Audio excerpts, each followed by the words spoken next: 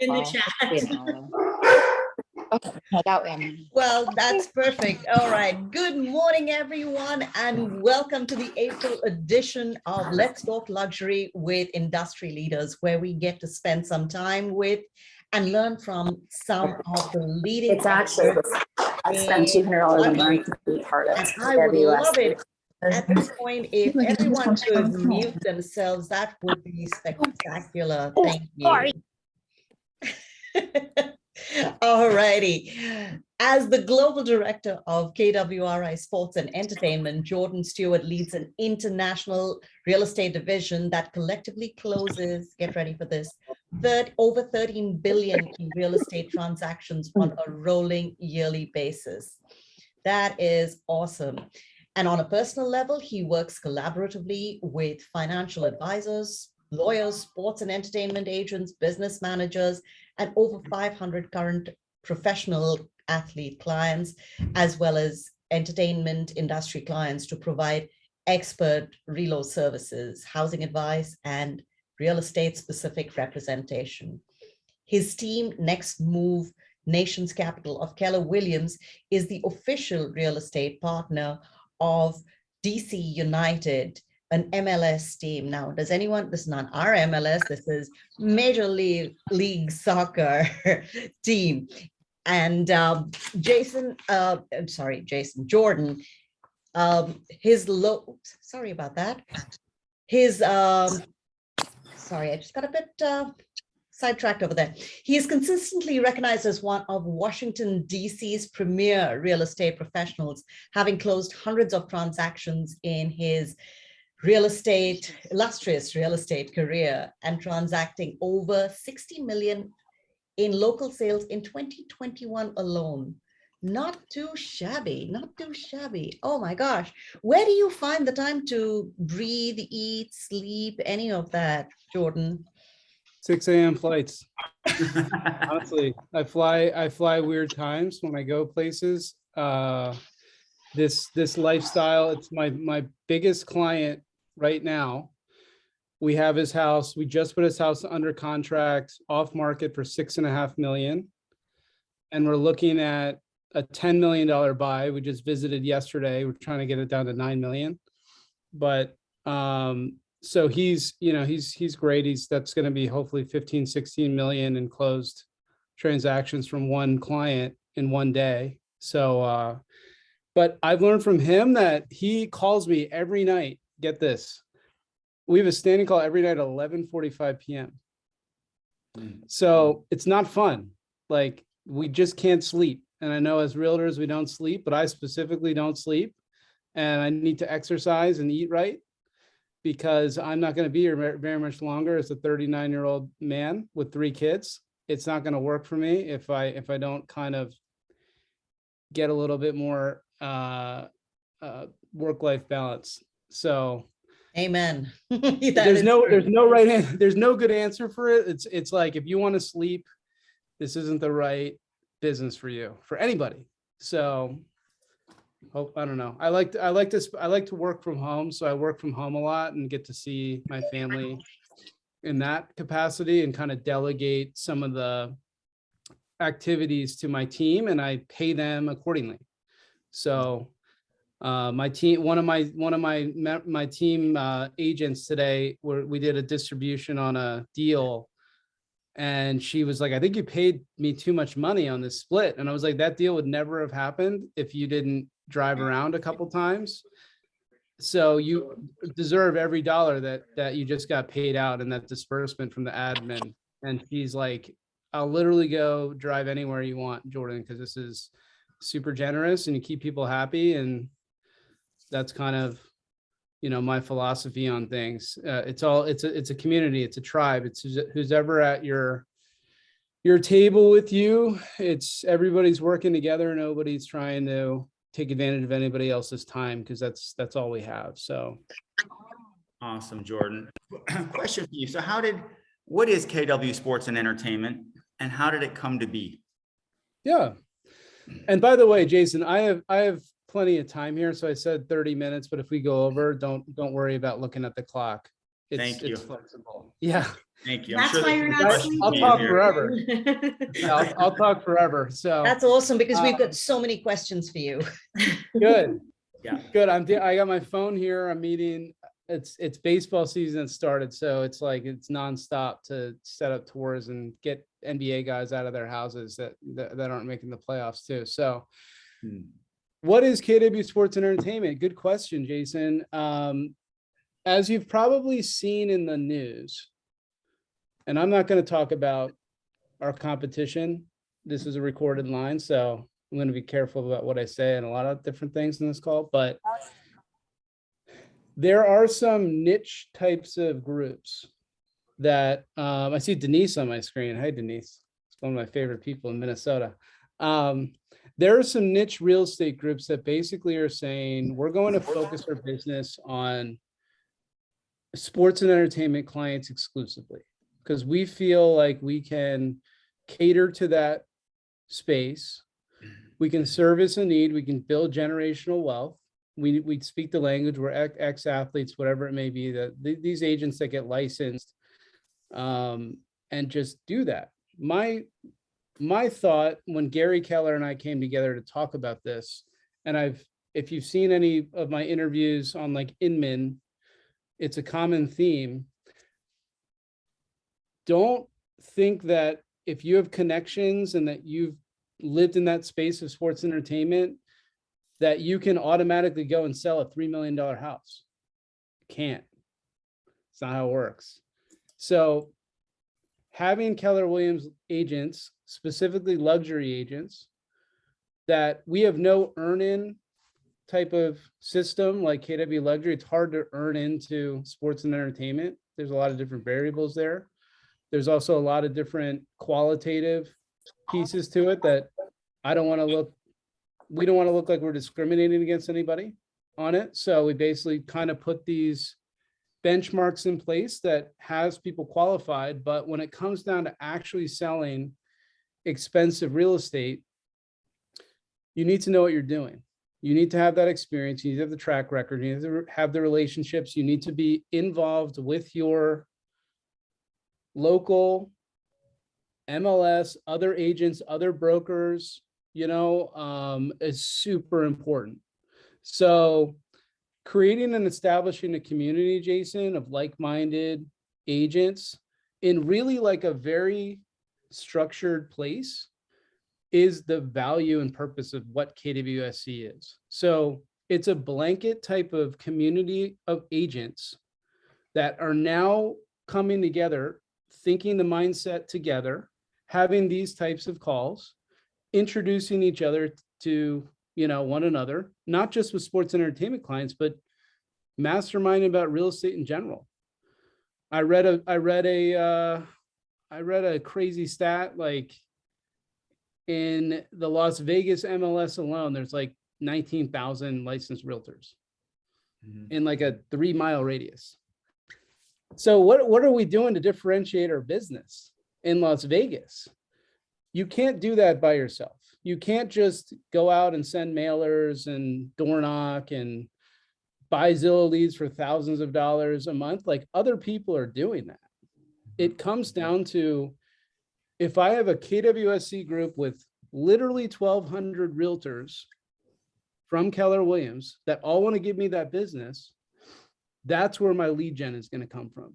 That's where I'm introduced to people in a market like Las Vegas, in a market like South Florida, in a market like Lancaster, Pennsylvania, even being like the person that's there in Vermont. We have a great Vermont agent that I think is benefiting a lot from this group. So I think it's every single day there's structure and there's communication and there's all organized, common mindset type of masterminds that come together to have these agents kind of recognize each other, and collectively it's actually 15 billion. Wow. Not 13 billion. So it's gone up to Aaron Villarreal joined last week. So it went up 2 billion from his production last year. But no, I'm kidding. But Thanks, the Jordan. goal is, what's up, Aaron? Aaron, you're working with the long snapper, right? I am. There you go. Yeah. Is he going to buy now? It's possible. Might end up being next year. They want to get familiar with the area first, but we almost had him there right out the gate. There you go. So Aaron is a great example. Aaron joined the group. I've known Aaron a little while, and Aaron connected with one of our retired NFL players who's now a licensed realtor. And think about this again. Andy is not selling $3 million homes. Andy has his personal residence for sale for $8 million because he had 143 starts in the NFL. But Andy, I recruited into Keller Williams as a realtor, and he's been one of my bird dogs. So he'll go in and he'll go say, "Hey, Aaron, you want to meet the long snapper for the Chargers?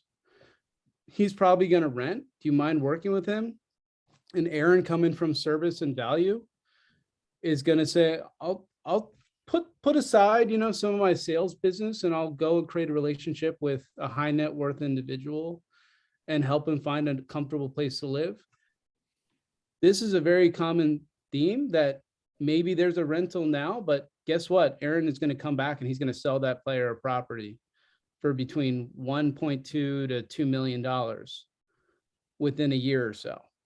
So, and then it's always two sales. It's the buy side, and then you sell that house within 2 to 3 years, because these aren't 10 to 20-year homes. These aren't forever homes. These are, let's be comfortable. Let's get the tax benefit of being a homeowner while we're playing. So we're not paying $10, $20, $30,000 a month in rent, and work with these types of clients that are very transient. So from a sports perspective, that's very common. From an entertainment perspective, we're talking about a lot more investment type of relationships, financial advisors, sports agents, talent agents, business managers, spouses, clients themselves. It's this whole network of people that are now converging into your sphere and building out your lead gen and your focus, and having you be the expert to assist with the housing. So I think, Jason, I answered like nine different questions in that soliloquy right there. So I apologize. Super helpful. I gained so many insights from what you just said. The fact that an athlete is going to be selling in 2 years from now, you have to start maybe with something that's less profitable upfront, maybe a 3-month rental or a year rental. But then you get the loyalty from them, and then you get the listing 2 years later because it's not a forever home. That's another interesting piece of this, huh? It's a whole progression. And I'll use an example here, and I'll use his name because he's a good friend of mine. Denny Avdia. Denny Avdia was a number 9 overall pick for the Washington Wizards 2 seasons ago. Denny's from Israel. He's living with his mom. So his mom moved here from Israel to cook Denny food. Mm-hmm. Denny's 19 years old when he moves here. He's a kid. He's a $4 million a year kid, but he's a kid. So mom comes with him. They want to rent something. So we rented him another Washington Wizards house that wasn't on the team anymore. So he had this nice house local to the arena, convenient, within 20 minutes. Let's rent it. Let's go ahead and get him some furniture. But it's not just Denny, Jason. Denny's the kid. Denny wants to play video games. The most important thing for me with him was that the Wi-Fi was connected the first day so he could play video games against teenagers somewhere else in the US, whoever. But with Denny comes Israeli sports agent who has a lot of players, both here and overseas, US-based sports agent who's become a really good friend of mine. There's a skepticism there because the sports agents are protective, more so than any other industry. I always talk about sports and entertainment real estate is not something you can just sign up to do. It's something you need to basically cut your teeth on and do it correctly, because if you do one wrong thing in this space, if you pay the wrong person illegally, if you ignore the wrong person, if you speak to the wrong person, you're done. I mean, you can lose your license. I pitch this a lot when I'm talking about orientation and things. So it's like a junkyard dog mentality, almost like it's a luxury space, but you also have to be really, really have your guard up and kind of protect the identity of your clients and everybody associated with them, because you're in charge. So sports agent, financial advisor, other sports agent, parents, teammates, because Denny's going and he's telling his teammates about what a good experience he's had. So fans, I get business from fans of the Wizards because he posts about working with me. So it's like he rents, but now Denny's into his third season, right, Jason, with the Wizards. He's thinking about it. I haven't gotten traded yet. He was on the trade block for the while. The Wizards have done a lot of different moves. I have to pay attention to all this, by the way. He's not getting traded. Sorry to interrupt. Is that a requisite to be in this space, that you have to know what's going on in the sports world to You're handle? going to know.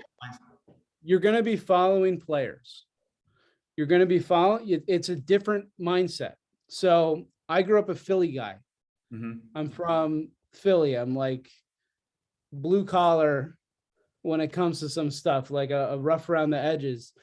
So I grew up a diehard Philly sports fan. You know, I was in high school. I was in the vet, you know, you see all the stories from sitting in the upper levels of Veterans Stadium. Not a fun place to be if you're trying to bring your kid to a game.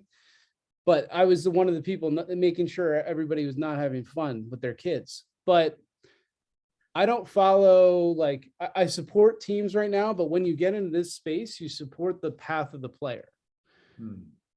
It becomes like, I basically support anybody that I know at a personal level, which is a lot of different players. I know what's going on in their personal life. I had a Washington Capitals player. We went to IKEA, Jason, because he needed furniture. Good player, top 6 guy. So in hockey, you have, if you're a forward, you have 2 lines. There's 4 lines total. If you're in the top 2 lines, that's where you want to be. It's called a top 6 player.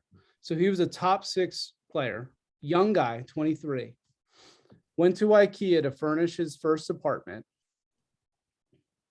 You've been to IKEA, Jason, right? You know what that's like. Jason, when you get your bed from IKEA, do you go and you buy the IKEA mattress for $80? Probably not. Yeah. No, you buy the bed. You buy the bed, but you keep going past the mattress section. I didn't even know they sold mattresses at IKEA, to tell you the truth. This guy decided to buy the IKEA mattress. I said, go on Amazon. Let's get a tufted needle for $600. Why are we getting the $80 mattress? You have a $10 million contract. Let's just get the mattress. I'm going to take it. It's right here. It'll get delivered tomorrow, whatever, $99 delivery. So, like, all right, this guy goes 10 games without scoring a goal. He's signed $10 million deal to score goals, right? So he texts me. He's like, man, this mattress is killing me. I got to go stay in the hotel. I can't sleep. Like, my back hurts. This is awful. I was like, Jacob, I told you, don't buy the IKEA mattress. Didn't I tell you that? Go on Amazon right now. I'm ordering it to your house. You have my Venmo, because I do this a lot for these guys. Like, they all have my Venmo because they don't want to do it themselves. So they'll Venmo me money. I had a gentleman today who's all of his credit cards were expired. He needs a new dryer in his condo to sell it. He doesn't have a valid credit card. So he needs to cash at me $800 or whatever, so we can order him a dryer. Like, this is the type of stuff that's kind of funky, but it's also why we're valuable as real estate professionals, because we're used to doing this for our normal clients, right? How many of you guys have clients that are like, they just are so busy, or they don't know what's going on? Hey, our dryer just broke. What do we do? I'll order the dryer. It'll be delivered. Send me the money. We're good to go. So 10 games though, no goals. Got him a new mattress. The guy was on fire after that. Came out. They won a Stanley Cup that year. And you contributed that to his, as his I agent. take full credit for it. I take full credit for them winning the Stanley Cup. I drank out of the Stanley Cup that year as the only non-employee of the team that got to do that. So, so it comes down to understanding what your value is. And KWSC is really important to know. We can sell real estate, that's our responsibility, but we need to take it to this next level when we're talking about the actual clients that we service in order to focus on that like specific piece that that separates you from the pack. And I think as a luxury agent, it's so competitive. How are you separating yourself from everybody else? Like, what even defines a luxury agent? It would be my question. I think it's customer service and understanding your market. Concierge level is what I'm hearing you say. Concierge, next level service. Like if this is the ordinary service in the sports and entertainment field, you have to deliver way up here. You're almost a valet for this athlete that goes so far beyond real estate, and you have to be prepared to do so. 11:45 p.m. calls every night with the client. I'm getting a lot out of this, hearing you say that. Be willing to sacrifice a few pieces of your business too. I mean, it's impossible. We're not superheroes here. So I would, unfortunately, Jason, I would go out and I would go get the mattress and show some rentals and potentially turn my back on servicing like a lower end sale. You know, if you're taking a listing at 350K, it's super important to your business. But you actually servicing that client directly and putting up directional signs in the neighborhood. You know, am I putting up directional signs in the neighborhood? Am I making sure the lock boxes are working? Like, I'm having someone else on my team do that, but I'm also, like I said at the beginning of this call, I'm compensating that person appropriately. So I just did a deal yesterday that closed $920,000. Good deal, you know, that's a good payday. The commission was $23,000. I took a 25% total commission on that because that came through 2 referrals. It was like a referral to another realtor who then referred it to me. So now we're already at a 50-50 split. And because it was a buy side that was just kind of more than I would have time for, I split my 50% with one of my agents on my team who's a newer agent. She did all the door opening, but I'm not paying her $100 a house to show. I'm paying her, I don't know, it's like $5,200 when it all came out to it, to essentially be the presence, be the person in person. I could handle all the negotiation. If I call it working from the couch.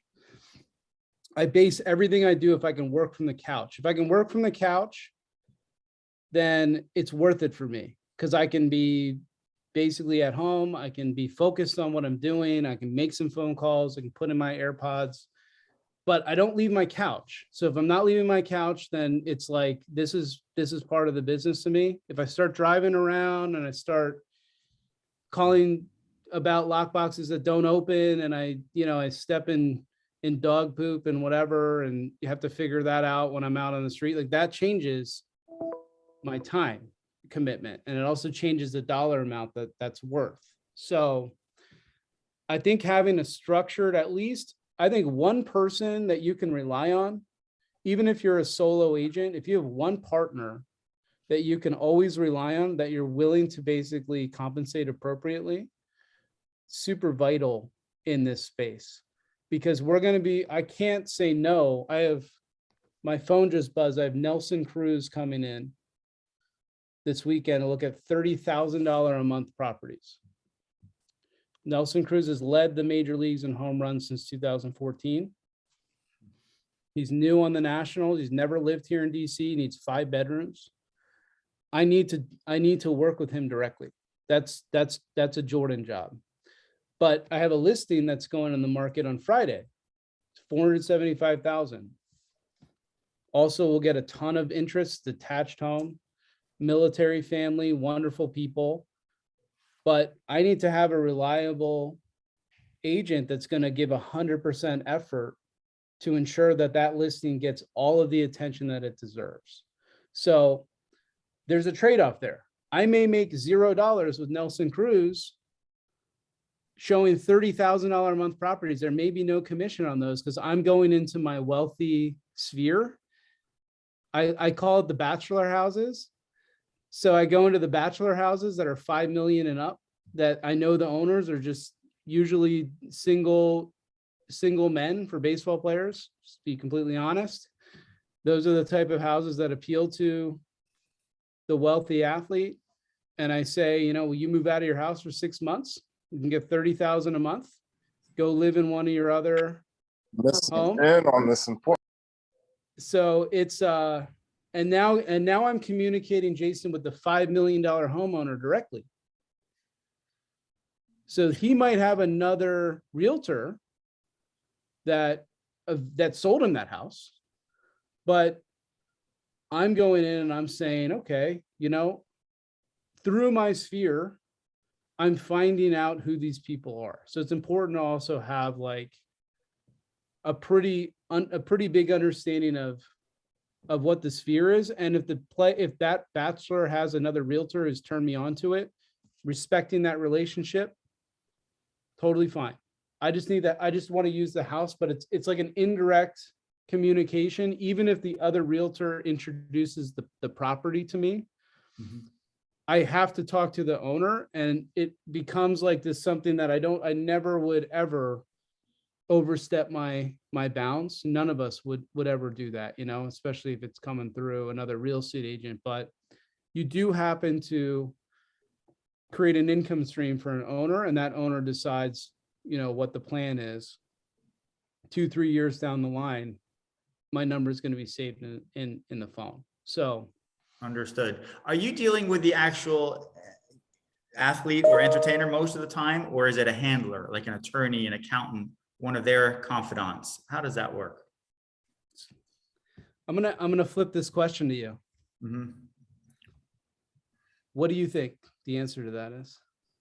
I'm hearing you say it's with the athlete directly most of the time. That's what I'm hearing you say, but maybe I'm mistaken in that. I would imagine that it's with one of their, maybe a family member, a mother, a brother, a sister, one of their confidants comes to mind. This becomes an experience question. If I was inexperienced in this, the original source of the client is going to be, and we don't want to use handler because that is Okay. derogatory. Sorry. Good education right there. Yeah. Thank you. We don't use handler, no, gatekeeper, none of that stuff. Okay. The original relationship is sourced from the person that it's making the introduction. So that's usually a financial advisor, an agent, somebody of that nature. Could be a client services person, like a lower level person. A lot of the major sports agencies, if we're talking about sports, or even talent agencies, they do have dedicated streams, business lines that you're going to deal with the client services person. Jason, here's a really good tip. I make it very, very clear, very early, that I want a direct connection to the talent. I don't want to middleman it. And a lot of mistakes are made because you get the opportunity to work with an athlete or an entertainer, and you start communicating with the person that gave you the introduction to that relationship. That's great. You want to have a very strong relationship with that person too, because they're going to have 20 different people. But even better, you do a really good job directly with the talent, with your client who's making the decision on the property. It's vital, because now what's going to happen is that person, the business manager, is going to come back, and they're going to trust that you know how to conduct yourself appropriately and professionally directly with that really, really protected client of theirs. So it's not, the barrier comes down. So using Denny Abdia, for example, I was communicating with his agent, And then once the agent was comfortable making the introduction to Denny, my demeanor doesn't change. It's very professional. We stay in our lane. Our lane is housing. Our lane is not, we don't want to take you, we don't want to like take you out to this event and have you do a charity thing. We don't want you to, I don't want to introduce my friends to you. You know, I get that a lot. Like, I don't want to get you my friends tickets to the game. You know, I'm not Ticketmaster. If I happen to go to the game and happen to have an extra ticket, I'll call the people that are supposed to come with me. You know, you don't take that relationship and run with it and start doing random things. Like what we're doing is we're getting somebody a safe, comfortable place to live. That's very private. And that's our role. We take it very seriously. All the ancillaries, I'm not out here getting you marketing deals. Like, what are we talking about here?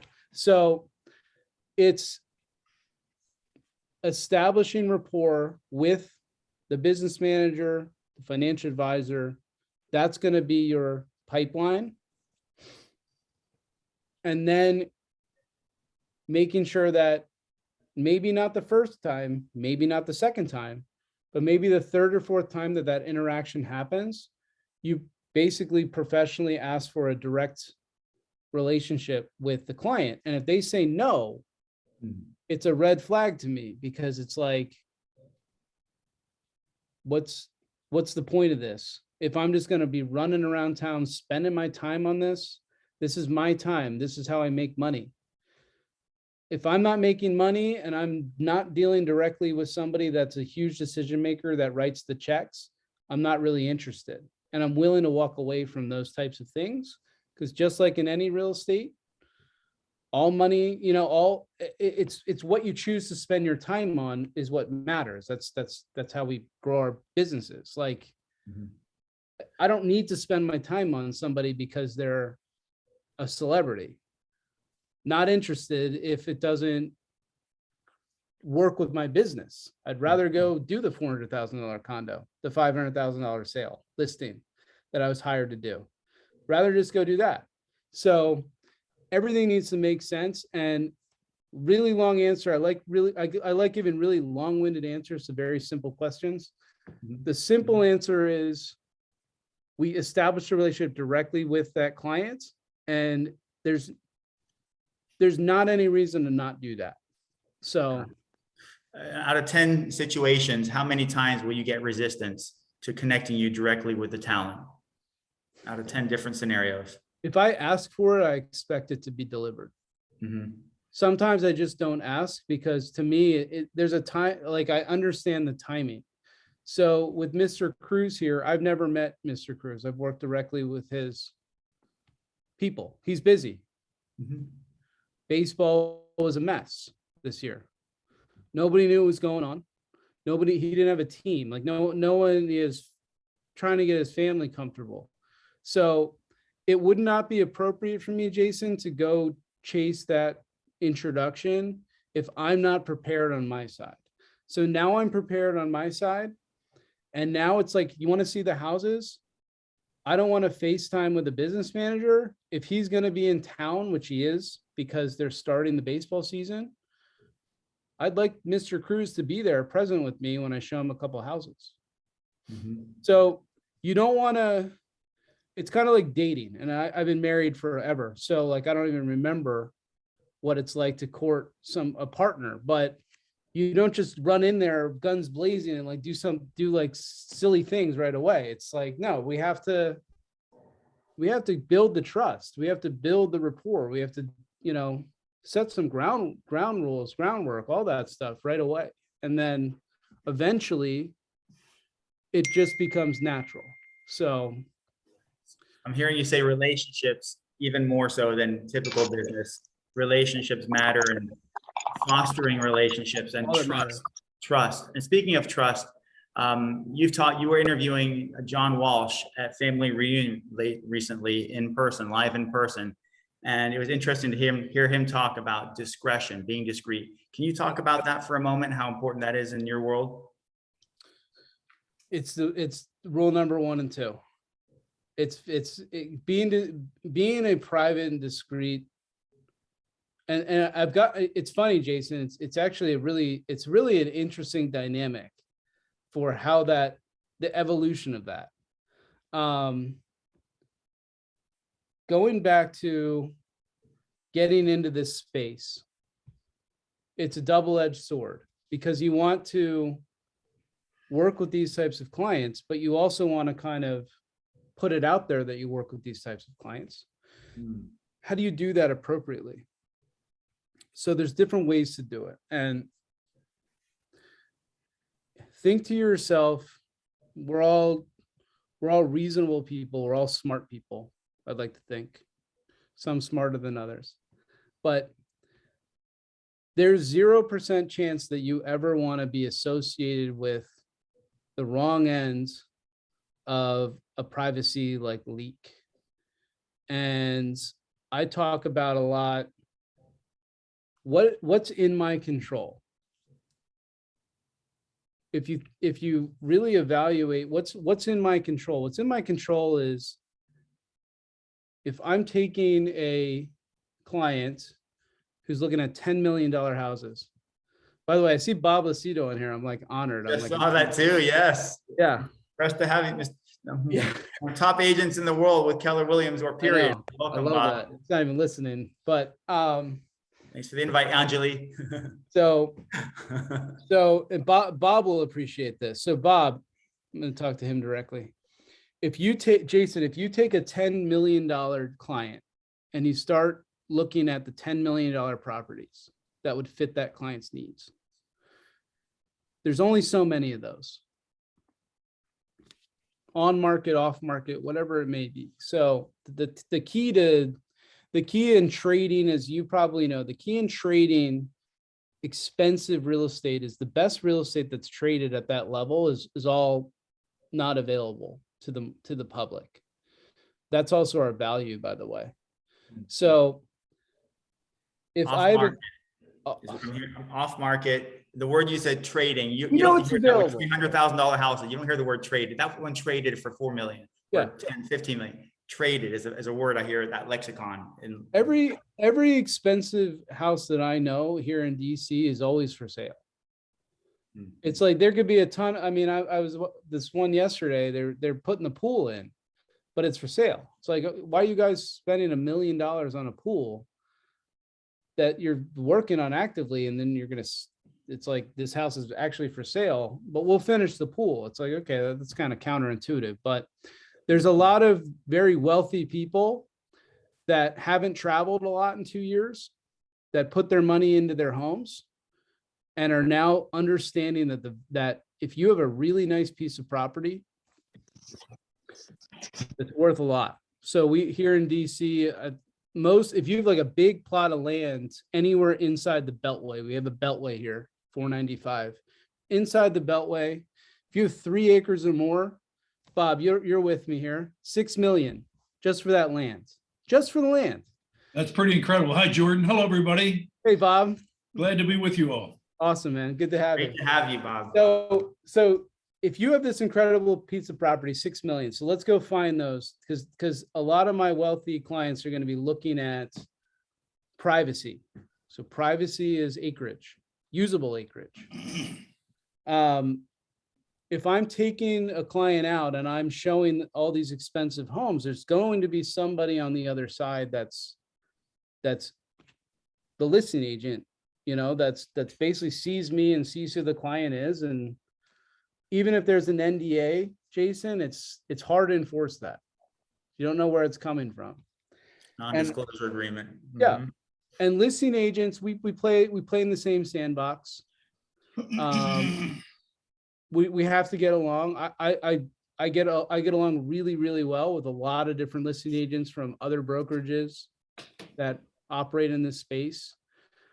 But I do also, I'm not stupid. So I understand that if I can get knocked down a peg when I have a very wealthy client that they would rather have, working on their side, then you just have to keep your guard up with this. So one of my best practices is if I'm showing expensive homes, we end up going under contract. there's at least 3 or 4 agents, Jason, that know when they see my name in a big property, they probably know who bought that house. So it could be under the street address LLC, a Delaware, LLC, that a Nevada LLC. Doesn't matter because they see my name, so they know exactly who bought that. They make a call to their Washingtonian and they say, you guys want a good story here? Guess who bought this house? Because I know, because I showed the same house. I showed the same client. I know it's Jordan's client. I know he's looking at. So I'm going to tell you who bought that house, and you can call Jordan and verify it. If he gives you no comment, probably know that that's who it is. So the best practice here, Jason, is I take my commission, my 2.5%, 3% on a big property, and I take my name off of it. It goes under non-subscriber MLS. Interesting. Bob, you see that a lot here in DC, right? We look at it. Who's the agent? Right. Non-subscribing MLS. Okay. We have no idea who that is. So it's not the listing agent, because you don't give the listing agent a $10 million deal to pump up their records. You just say, look, just take my name off of it. Here's the written documentation. Here's the NDA. Don't want anything associated with this. Send me the commission. We're good on that. And everybody moves on. So it's, if you have an ego about how much sales that you do in a year, not the right business for you. We don't care. I care about, my client's privacy. And if I can't fulfill that privacy, I'm the wrong agent for them. I need to put aside the fact, I don't want to boast that I sold a $10 million house. I don't want to post that on Facebook. To me, it doesn't matter. It's like, if I'm exposing the fact that I sold a property and people know who I've been working with that's new in town, not good, not a good look. And that blowing up that relationship is a terrible, terrible idea. And that's so interesting. You say that. There's 2 situations that come to mind. There was a realtor here in Miami who was boasting about some billionaire with a B clients that he was working with. And these billionaires were very upset to see that their names, they even made a statement that they were upset to see their names in the paper. Yeah. And to hear, when you were interviewing John Walsh from America's Most Wanted, he said, I'm at risk. My life is at risk. Yeah. If somebody in the position that he's in, putting bad guys away on TV for 30 years now, if they know where he lives, because the realtor wanted to say, hey, look, I did this, I sold this property, his life is literally at risk. Life is at risk. Right? Life is at risk. It's true. Here in DC, I think 2007, we had a star football player here. His name is Sean Taylor, South Florida, Miami guy. Name. So I think Sean was in his 3rd season. He was having a phenomenal career up to that point. Terrible, tragic situation. I think 4 guys under the age of 18, 4 kids, broke into his house. They went to steal some of his stuff. They thought that he wasn't home. He was home, and he was murdered in his own home. So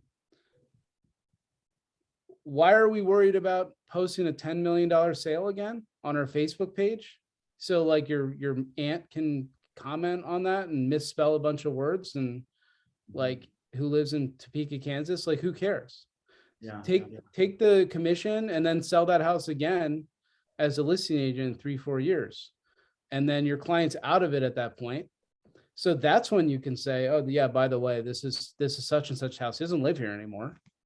She doesn't live here anymore, but I sold them the house 4 years ago, got paid on it.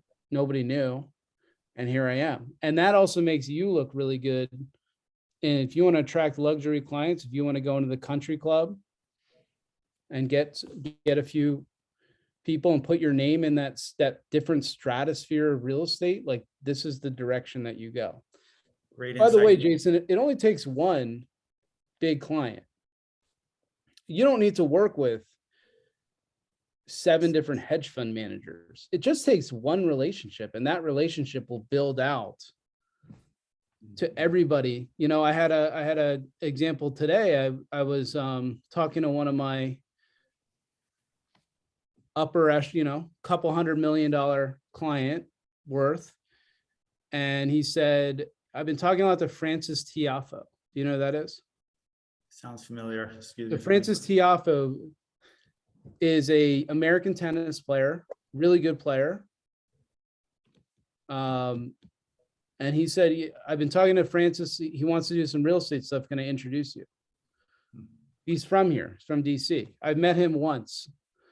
And obviously I'm not giving him my business card, so I don't carry business cards. Another insight. I have no business card. I handed a business card to somebody once I'm switching gears here, like left and right. I was in Carmelo Anthony's suite at a Wizards game. So the Thunder were playing the Wizards. Carmelo's from Baltimore. So I was invited into the suite for that game. Got to be with that group of people, all of Carmelo's family and managers, and got to see him after the game with, Russell Westbrook, Paul George were on that team. I had a business card though. Like I was with another brokerage at the time, and I was talking to a gentleman in the box, and I handed him my business card after we spoke, and he was like, what the F do you want me to do with that? That's what he said to me. Like, use the derogatory term there. But I was so shocked. I didn't even know what to say. I felt so stupid that we're not conducting business like that with these types of clients. It's how do you create an authentic relationship? Jason, I'm supposed to, if I'm in that box, he knows that I'm there with somebody. You don't just walk into Carmelo Anthony's private suite at a basketball game. Mm-hmm. You need to be there with a purpose. So all it took was, hey, I do some real estate, that's what I do. Here's my number. Let me text you so I have your number, so that's a good thing too. I'll literally text, what's your number? Let me text it to you. So I text them. So I have their number because I can see they get the text on the real phone, not the third phone, right? Like their actual phone. So that's all. You don't hand a business card. No one's taking that business card and putting it on their bulletin board and being like, I'm going to email this guy. When I think about real estate, it's like, no, let's immediately connect. And then maybe a couple of days later, Jason, I'll send a follow-up like, hey, really nice to meet you at the game. Anytime you're in DC and you need a place to go, let me know. I'd love to take you out to a restaurant. I have a couple restaurant relationships in the city, chef's table type stuff. Have that in your back pocket, because that's a good way to kind of connect with high net worth individuals. Everybody likes a really good steak. So having a good steakhouse. Would you comp them a meal? Are you comping them a meal then at the great steakhouse is what you're doing? Absolutely. Okay, awesome. Good to know. We've got 70 agents. This is incredible insights that you're sharing, Jordan. We've got agents from all over the country with Keller Williams. Any questions that come to mind or anything in the chat here that you'd like to ask Jordan while we have him on the line with us? Great opportunity, folks. I'm seeing Jordan. Go ahead, folks. I was just asking, you mentioned that you only need one connection to get started, essentially. So for a newer agent, like some of us, where do you find or how do you make that first connection? And does it take months? Because I've been working with a few people, high net worth, they haven't bought anything, but I know they will in the future. And it might be 6 months to a year from now. So sports and entertainment, John Walsh, good example, Jason. Mm-hmm. So John Walsh runs a really, really famous philanthropic, charity, Center for Missing Children. You see, if you get the newspaper, I get these mailers in the mail. It's like, have you seen me? You've seen these awful things where it's like, this picture was taken in 2002. So we're going to computer generate this person 20 years later, they're still missing. and this is Zoltan. Yes. I like to address people by their who's asking a question. Zoltan, I would get in a philanthropic or charity event that you are interested in supporting. Do a small sponsorship to get into the room. The people that go to these events are really, really good people. And they're also very successful people that probably are pillars of your community, that are buying in your community, wherever you're located. So getting into the mix of charities and philanthropic black tie events, the things that you get your picture taken for the magazine, all that stuff, I would look to see where those are going. And a lot of the teams, if you want to talk sports, a lot of the teams have their own events, and it's not $10,000 a table. Like, you could do that, but I wouldn't recommend it. I would just get in the room, figure out who's connected to those events. There may be a season ticket holder that you're friends with that it gets invited to all these. Maybe contact that person and say, hey, do you ever go to these events that the team puts on? Just that room alone is going to have a lot of heavy hitters in it. So I'd start there. I wouldn't be DMing people on Instagram or, or LinkedIn. That's like another thing that people hit me on. I have like 50 LinkedIn messages that I haven't read.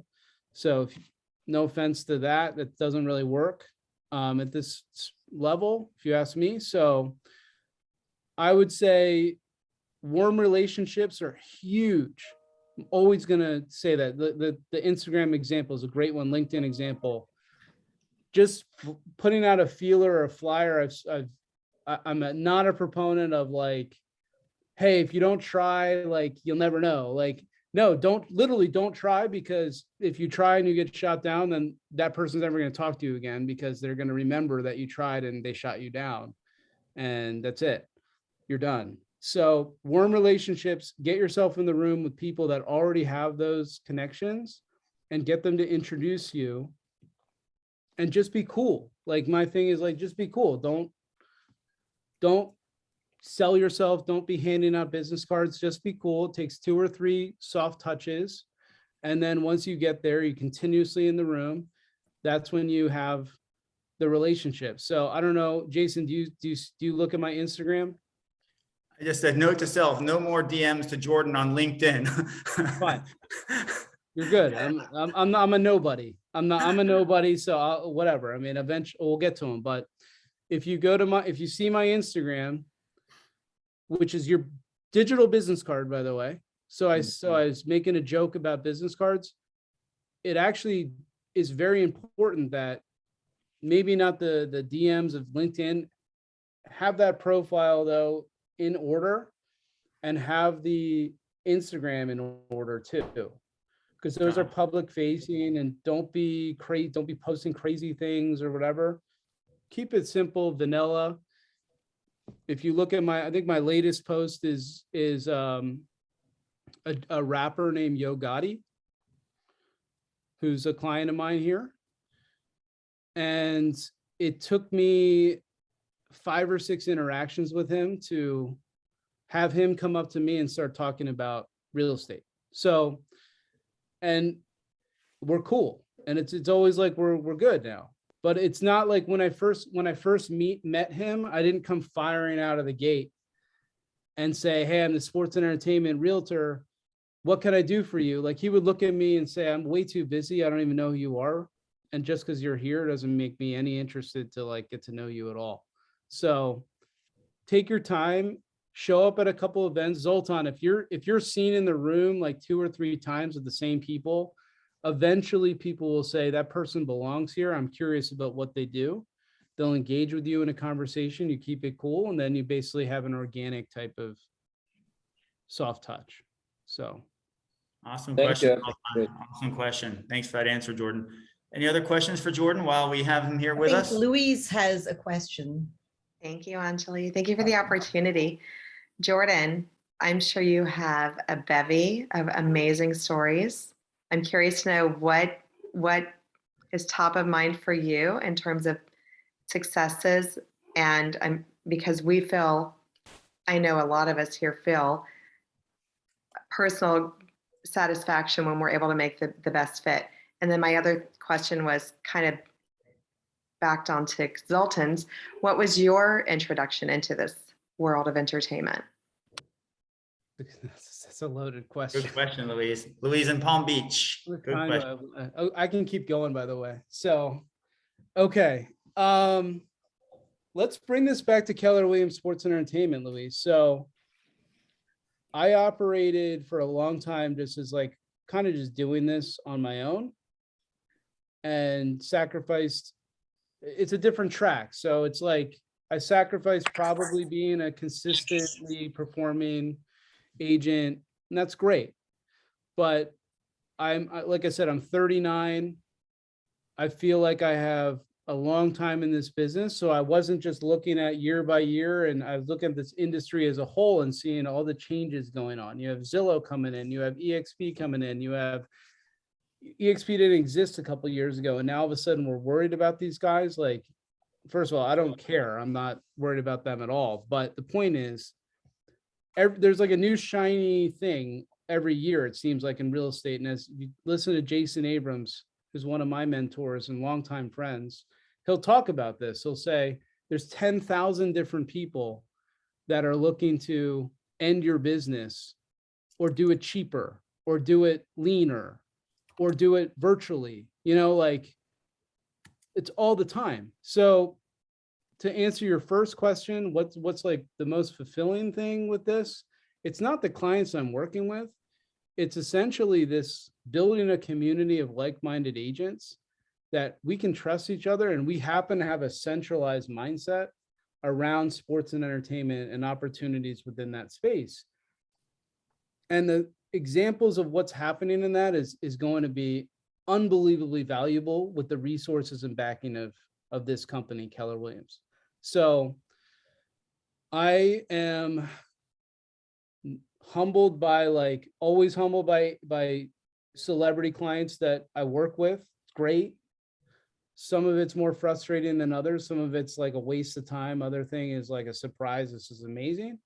But I think building this out within this company and having agents be part of this community, and we actually have some really, really exciting opportunities on the horizon. I have a call again with a very, very probably one of the most famous people in the world tomorrow. So I'm not going to tell you who that is, but it's going to be a crazy relationship if this comes together for our group.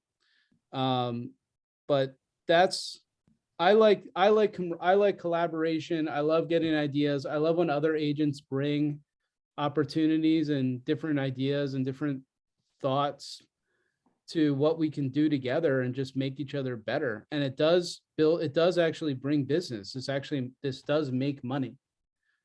So, and it's protective.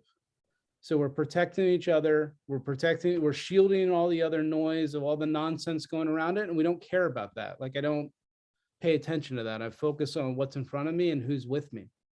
So that's, again, probably a terrible answer to your question. It didn't answer it at all, but no, I thought it was great. Like Cool. you have a genuine interest in doing it. And what I took from that is collectively, we're able to accomplish more than individually. 1 + 1 + 3. 1 + 1 = 3. Always. Love Great it. question, Louise. Yep, Great love question. it. And it's also, I love being at Keller Williams. I would never be at a boutique brokerage. I'd The never culture, go to right? Side or whatever that is. Like, why would I do that? That's so little. We have so many resources. Like, why not be at a company with 170,000 licensed agents? It's like, that makes sense. I could get 170,000 different people that would talk to me about doing business together. Like, that's And cool. not just the quantity, but that we share the same culture. Everything. That's exactly what these segments are within Keller Williams. I think it's that, and my segment particularly has kind of really jumped on that piece. Who's ever in this? I know there's a lot of KWRI agents in this group, which I'm excited about seeing. So, so the second question: how did I get started in this? the sports and entertainment. Like Zoltan asked you, how does he get started? What was your breaking moment? It's a very easy answer. It wasn't a $5 million listing. I'll tell you that. I used to be a part-time agent, Louis. So I was in management consulting out of college. My dad wanted me to do that. Didn't even think about sports real estate. It made no sense. Like I wasn't even a real estate agent. I was a management consulting with a company called Accenture out of college, and did that for a bunch of years, got my real estate license part-time, started dabbling in it, realized that there was a value in making $9,000 a year on the side. I thought it was amazing. I sold like 2 houses my first year. And I was like, wow, I just made $9 grand as a 24-year-old. That's unbelievable. Right. So no, sorry, not 20. I was like 29. My wife went back to grad school as a physical therapist, quit her job full-time, 3 years. Her dad was like, we're not paying for this. You guys are about to get married. Jordan, you deal with this. $130,000 student loan. Sure, we've all been there. I was about to marry my wife. I'm like, this is crazy. I'm going to pay this off in 40 years. What am I going to, I'm not going to do this on a $75,000 a year.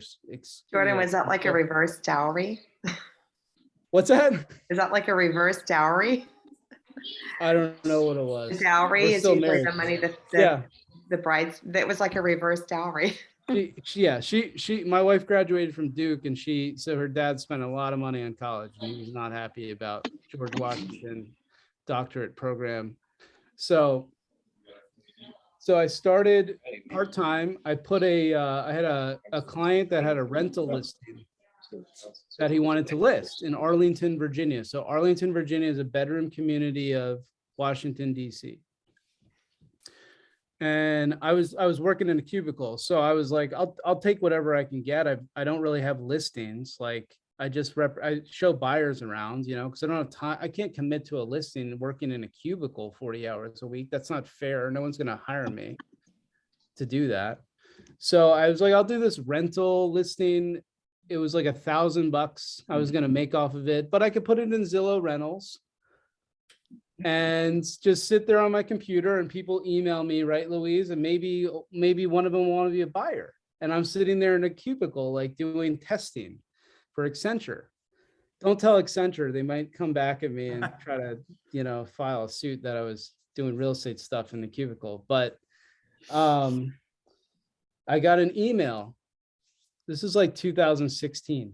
So I got an email, and it was like, can I rent this apartment furnished for 6 months? That was the email. And first of all, rentals in real estate is a 4-letter word as it is.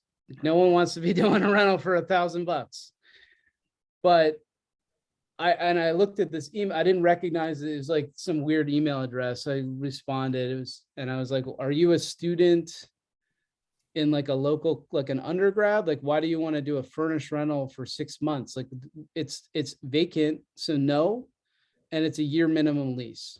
And I was kind of curt with this email. This guy responds and he goes, I'm a rookie on the Washington Capitals. My parents are divorced. The veterans don't want me. He didn't say all this name, but I called him. He's like, I'm working on Washington Capitals. I need a place. So I called the guy and I was like, doesn't somebody do this for you? Like, why are you looking on Zillow for an apartment? And there's probably people on this call, I bet you Mr. Lucido on this call has had this. You get calls off of Zillow from athletes that are like, I want to buy this house. Are you the listing agent? It's like, no. I that's not how it works. I like pay for Zillow and they call me. And if you want to buy it, we can talk about it. But in this case, I was a listing agent because it's a Zillow rental. They like list the contact information of the person for rentals. It's not a sale. It's like, even Zillow people don't want the rentals to represent. They're not interested. So I found out, Louise, that the Washington Capitals don't care about housing placement. It's not in their scope. They're worried about winning Stanley Cups. They pay their players a lot of money, and their players need to figure it out. And usually they have somebody that helps them, but once in a while, the players themselves just look at apartments on Zillow. So that was my ground zero. I helped him out. I furnished the entire place for him, figured it out. I was working in a cubicle, like I mentioned, so I didn't really have time to do this, but I thought it was cool. Like, I was like, this guy needs help. This is neat. And I actually lost a ton of money on it for all the transportation and focusing on this versus other things, like I mentioned. And it turned out that one relationship started this whole chapter of, now I'm helping this teammate. And then now I know how to do furnished rentals. So now I'm like talking to his agent, and his agent's like, okay, can you help me in other cities? And then I'm meeting retired athletes in the area. So that's another place to go with your expertise as realtor. There's a lot of retired athletes that stay local, or they live there in places like Florida and Vegas, California, New Jersey, here in DC, and they want to invest into investment properties. So if you can kind of get into that space too, again, go into the charity events. At charity events for sports teams, Louise, you meet a lot of retired players that come because they're kind of ambassadors to the team. So they'll come and then they want to talk to you about real estate because they're not playing anymore. They're building real estate portfolios. And that's like a really good connection point too, that you can be a bird dog for anybody. And I look at it The as referral check should go to Jordan SE at. no. What? Thank you. No, I Thank teach you very people. much. I don't need to. We don't need to do that. So Great question, Louise. Great question, Louise. Yeah. This event is scheduled for an hour and it's been a little bit over an hour. And Jordan, we can't thank you enough for the time you're giving us. I don't know if there's any other questions. You have a few more minutes for other questions, or I'm sitting. I'm in a music studio right now. I don't know if you can see this. So yeah, it looks different. Doesn't look like your typical background right there. It's no, pretty cool. I've come a long way from the cubicle. So. Now you're gonna- I've got a two-parter if you don't mind. So I met Jason in Miami. I had a client who's a lifelong friend who's a football player, and he was interested in a place in Miami. I met with Jason. We went to lunch. I was actively looking for a couple months. Nothing materialized. He ended up not buying anything there, renting something in Arizona. But long story short, so I've had this good connection to be able to get introductions to other players around the league in other sports.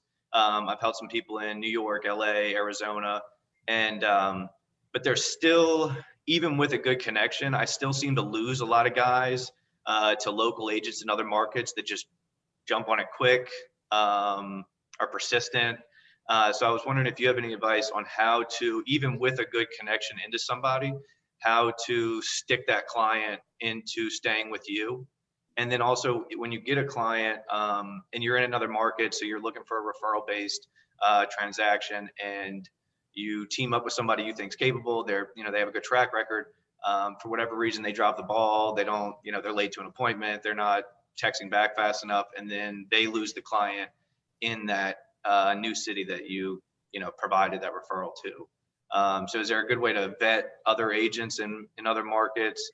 And how do you stick these clients even with a good connection? I'll start with the second question quickly, Blake. So the whole purpose of KW Sports Entertainment is that I get to know agents, and I look at Facebook, these referral groups,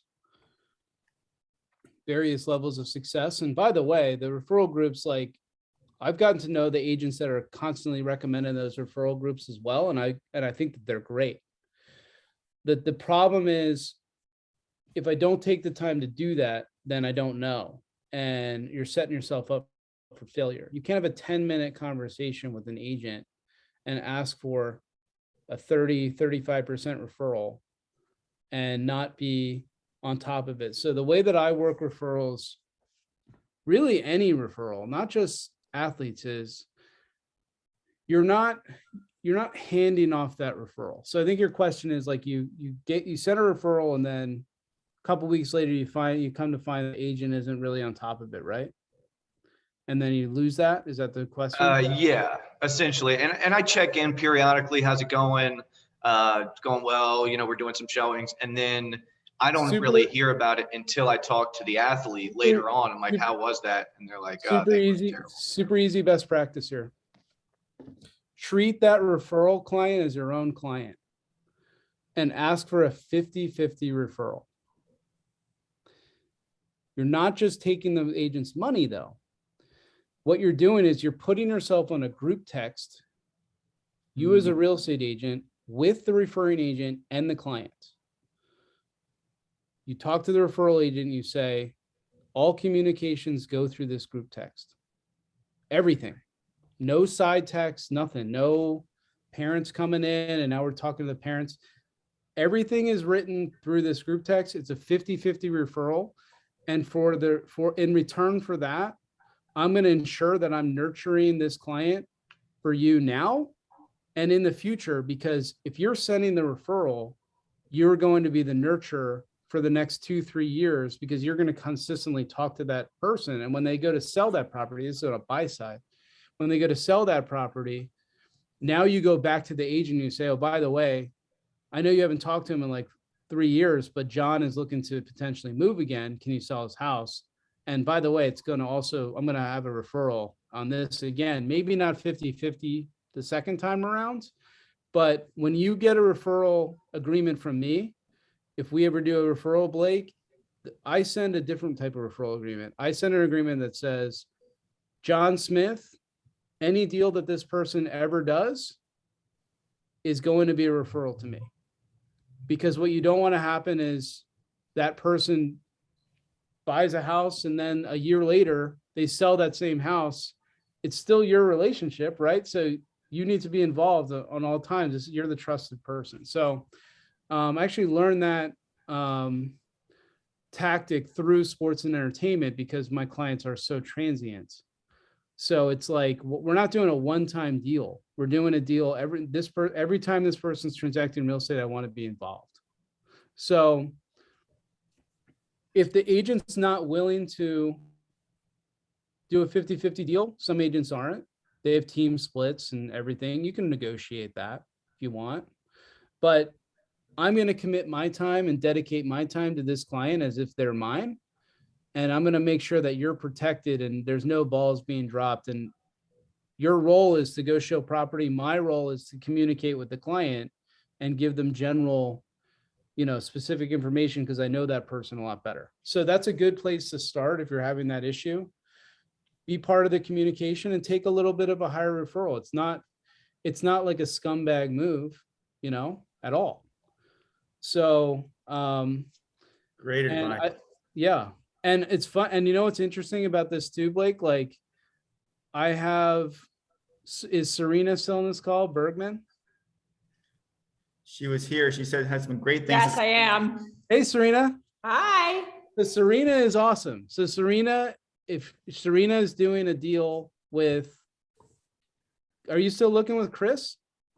I am. They put it on hold for a couple months just because they had to leave town to go, up north, but they are still looking, hopefully by the summer.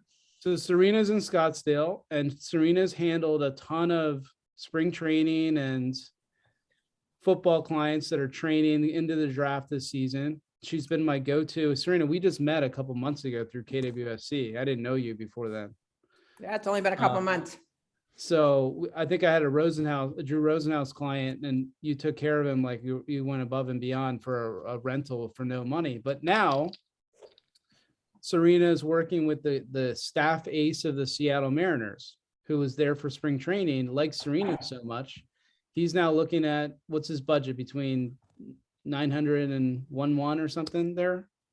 Yeah, and it might even go up in a couple of months to like 1.6. Of course it will. Yeah, up to 2, no problem. He has a $60 million deal coming. So the point is, Serena has earned my trust that she's, if there's other Scottsdale agents on here, you can also earn my trust. And that's, I'm not saying Serena's going to get all the business. There's plenty of business to go around here, but she's going to, I know that she's going to kill it, Blake. She's never going to drop the ball. And if I ever get word that something went a little left in the situation, I'm going to always protect her, by the way, because I have a super authentic relationship with her. And this is why we spend so much time doing this. Jason, this is why I'm still on the call at 12:15, because this is what I care about. It's what I'm passionate about. So, and to go back to your first question, Blake, can you just remind me really quick, just 20 seconds? It was just, even with a connection to the athlete, Yes. Directly, how do you nail down that as, being their agent? Be proactive. So be proactive. So every client, especially if you're a high net worth client, what do high net worth clients, remember I said everybody's house is always for sale? If you have a house over $6 million, your house is always for sale. So be proactive in that my clients that are like, they're impulsive, celebrities, high net worth people, be it business people, athletes, celebrities, whatever it may be, they're impulsive. If there's a good deal to be had, you use Mr. Gotti, for example, Yo Gotti. He basically is like, I'm always in the market to buy. If it's a good deal, send me the deal. So Blake, if you have direct access to that person, I'm talking about their personal cell phone. Every once in a while, check in and send them a link and be like, just want to put this on your radar. Like, it's a pretty good deal. I think it's worth more than what this person's willing to sell it for. They're getting divorced. They need to sell in 30 days. The husband did something really stupid and now it's out. Like if the house is worth 5 million, they'll take 4 because he doesn't want to humiliate his wife and his 4 kids and have people traipsing through this house publicly for sale and expose him being an idiot, so if you can get into those circles and you can have conversations with high net worth sellers in your area too, that's like, I have access to buyers that will just pay cash and take this off your hands in a very short amount of time. You have to be proactive, and that's your value. So I would always check in with those people. No one's house hunting. Like, unless you're a quarterback that gets traded to DC, like I had Carson Wentz here, he was house hunting. Like, he got traded here, so he's looking to get a place. And he wanted to rent, and then he probably should buy, because if he's on his 3rd team in 3 years, if it doesn't work out here, then his career is probably over. No one's given him a 4th shot in 4 years. It doesn't make any sense. So now it's like, okay, well, let's buy a house that makes sense that you can get out of if you need to. But the point is, you are not going to be hired to just show someone homes because they're in the market. Like, celebrity clients and athletes, they're always in the market and they're impulsive. And if they see something that they like and you can get a good deal on it, show it to them and say, let me know if you're interested. This might be off market. It might be on market, but I think we can get a good deal on it. What do you think? And always be the buyer's agent without being the exclusive buyer's agent, so that's your value. That's been the tough thing with being the buyer's agent without being the exclusive buyer's agent. We'll talk, we'll converse. I'll send some links. They like, there's no, they're checking their emails, so it's all text links. And then a prettier agent will come around and who knows their stuff, nothing against that. Who doesn't want to work with a pretty agent, but I'm not pretty, Blake, and I got no problems competing in that space. So it's your expertise is your value. Great question, Blake. Great question, Blake. And question, just to Blake's point, what impressed me about Blake, if you don't mind, you're from New Orleans, right, Blake? So that's, this person from where you used to be, and you came to Miami to scope out the Miami territory to make sure that your client was well taken care of. You were vetting agents here in the area. You were asking about the market. And that said a lot about Blake as a referring agent, that he really had his client's best interest. And this was a really a household name who he knows. So super impressive the way he does that. And we have two other questions here. We have a Kathy Heidi, fantastic agent in Miami, KWSE member. Go ahead, Kathy. I think you're on mute, Kathy. Hi. Hey. Good to see you. Hey, Jason, thank you. And Jordan, how you doing? Good, Well, how are you? I apologize. I'm driving. We just had a doing great. Thank you. Can you hear me okay? Yeah. Not really. It's a little bit rough. Okay. Sorry about that. I'm just leaving a KW conference, and I was singing the praises of sports entertainment. I'm so excited, Jordan. You have no idea. I'm just stoked about it. And my question is, I got to know in the early 90s a lot of I think we lost you, Kathy. We lost you. Can you try calling? the Miami Heat players. And You know what? I think we need to have her rejoin the call. Sandra, do you want to ask the question? Sandra Morales here in Miami, Florida. Jordan. Yes, thank you. Jordan, I have a question in regards of the concierge service, privacy, and that wide glove service and relationship is key. How do you manage those other providers?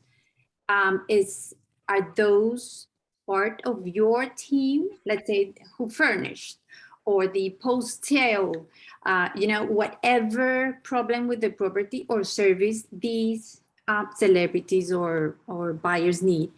Yeah. Sandra, let me give you an example that you can relate to. You go through a really difficult deal with your client. You saved the deal numerous times as a buyer. You end up having an immaculate, you get the settlement, it's like a miracle. They love you. Everybody celebrates. They start recommending you to all their friends. They want to redo a bathroom in their house. Hey, Sandra, who do you know? Do you have a contractor that you recommend that can help us? We just want to redo a bathroom. Seems simple. Yeah, no problem. I got my guy, whatever. I'll send him over. Contractor shows up, takes the money, demos the bathroom, disappears. No one can get in touch with him. Guess who gets the call? You do, right? Hey, Sandra, where's the contractor you sent me? We don't have a bathroom. We paid the money. All the stuff's ready to pick up. All the tiles there, it's in. Where is this guy? And now all of a sudden, all that good faith that you did with what you do for a living is completely out the door. And now Sandra is a person that recommends a contractor that just takes money and disappears. So I don't get involved that much with all the people that come at me that want the relationship. Similar situation. A lender takes me to play golf at a country club. Can I take you to play golf, Jordan? I want your business. Let's play 18. That lender drops the ball because you throw her a deal or him a deal. It's like, why would I do that? I've 3 other lenders that have never failed me. Like, why am I taking a golf outing and now going to give this person my business? I don't have any idea if they can actually perform what they do. So put yourself in the situation where you need to basically vet these people. If you want a custom suit person, make them give you 3. I make my custom suit guys need to give me 3 custom suits before I even ever recommend them. Maybe, I don't know about this, you probably don't have a use for a custom suit, but yeah, I mean, you need to have people prove themselves with the service before we start bringing them into the mix. And if you don't have a relationship, don't even try to find somebody to do it. And there's a lot of different examples of where that can really be tricky. And the biggest one, I think, is childcare. Can you help me find a nanny? I get that a lot. who do you recommend? Care.com, like, can you help me find a nanny? There's people that actually are better at that than me. I don't get involved with it. I say, you want a nanny? Go to somebody else. I'm a real estate agent. I'm not a nanny. I'm not, if we want to do like an airport pickup, if you have a nice car, make sure you have a nice car to pick the person up. Just be completely honest, like that matters. Otherwise, we're sending a driver here to get this taken care of. Super celebrity. Now we're getting into like a different level of paparazzi, but there are paparazzi that do in LA and these places that do follow around the Uber drivers and stuff to see who they're picking up. So just be aware of that. But so have kind of like I would have a private driver that I have a good relationship with. I have one here in DC will drive all the way up to New York whenever. So stay in your lane. I would say just don't worry about have the relationships, but vet them, have them do everything for you first. Don't be recommending people that you don't know or that come from somebody else that you have no idea what they're going to do. So. Great question, Sandra. It's not a full service package. You pick what you can control under your inner circle of trust, and then you let them handle the relationship with maybe NDAs signed, so everything is kept in privacy, right? I would just keep your piece of it out. And I do a disclaimer, even with contractors, because I recommend contractors, and I say, if this contractor stinks, don't blame me. I'm simply, you do your own research. It's like buying crypto. Like, I'm not giving people crypto, ideas about Bitcoin. Like, do your own research, guys. Like, nobody is an expert on anything with this stuff. Make your own decisions on these things and keep me out of it. So Jason, I do think I do have other people that want to meet with me today, believe it or not. But believe it. I think we're probably going to wrap it up then. Thank you so much. What can we do to help you? My final question to you, Jordan, you've been amazing. What can we do to help you? And if somebody wanted to apply to be a KWSE agent, what would they do? I guess those are the two final questions I have for you. Yeah, we have a really good established group right now in the group, but we always welcome, Jason, people that are interested. And sorry, my phone is getting blown up. Lighting up. Hold on one sec. Someone's calling for a nanny, I'm sure. Yeah. That's the 30 million sale coming through. Yeah. That's what it is. I was 17. But yeah, there's a website, go.kw.com, sports and entertainment. Just scroll down, Jason, at the bottom. You can apply through that link and connect with me. I love doing these types of things where I can connect to groups. I have a little bit of a harder time with the one-on-ones. I do get a lot of messages that unfortunately I don't even see. There are almost 1,300 agents within KWSE. I run expansion teams within Keller Williams. I sell my own real estate. I have 3 kids and I'm married, and I'm in Orlando, Florida at 6 a.m. flights. So don't take it personally if you reach out to me and I don't reply. I have three cell phones now. It's just crazy. So I do my best, but this is the best time to get me. And, this is recorded. So. Well, given all that you have to do with your day, we so appreciate you taking the time to meet with us. Thank you, Jordan. And thank you all for taking the time to be here. Join us next week. Next month, same time, when we have Samina Chowdhury joining us. She's a keynote speaker in several international conferences, and she is one of the most successful luxury members of the Bob Lucido team, which I am blessed to be a part of as well. So thank you and see you next month.